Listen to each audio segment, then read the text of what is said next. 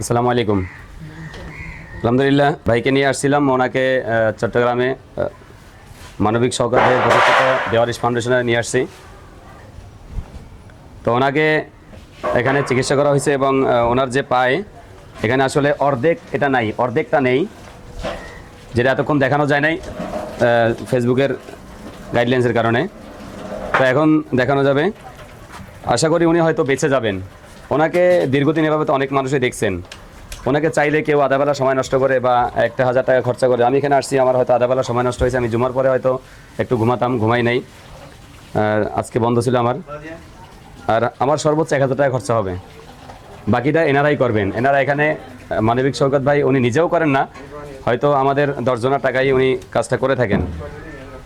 তো এরকম যদি আসলে হয়, যদি আমরা সবাই একটু শুধু নজর রাখি, তাহলেই মনে হয় এই মানুষগুলো বেঁচে যেতে পারে, অসহ্য যন্ত্রণার হাত থেকেও বাঁচতে পারে।